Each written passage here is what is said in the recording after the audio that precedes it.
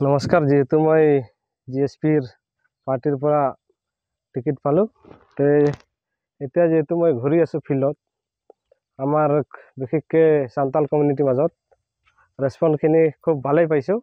বৰ্তমান ৰাজ্যৰ হয়তো পজিটিভেই হৈ আছে, আমাৰ ফালে সবাই আহি আছে।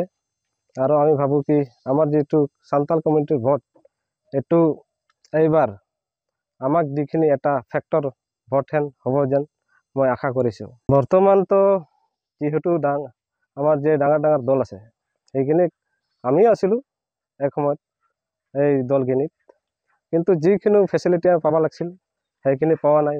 তাতে এনেকুৱা ট্ৰান্সপেৰেঞ্চি নাই। মানুহক মানে যি ব্যৱস্থা দিব লাগে, আঁচনিবোৰ দিব লাগে, সেইখিনি নেদে। উপস্থিত যিহেতু এতিয়া মই এটা যুৱ কেণ্ডিডেট, আৰু সিহঁতৰ মেণ্টেলিটি আৰু আমাৰ মেণ্টেলিটিটো অলপ ডিফাৰেঞ্চ হ'ব। যেহেতু আমি এতিয়া একদম মানে যুৱ ল'ৰাকেইটা যিখিনি আছে, সেইকেইটাৰ ফিলিংছটো আমি গম পাওঁ। মোৰ লক্ষ্যটো আছে, ফাৰ্ষ্টত যিহেতু আমাৰ যে এই অঞ্চলৰ মানুহকেইটা বাহিৰত কাম কৰিব যায়, সেইটো বস্তুটো আমি কমাই দিব বিচাৰিম। তাৰপিছত ইউথক কেনেকুৱা এমপ্লয়মেণ্টকেইটা দিম, সেইকেইটা কাম কৰিম।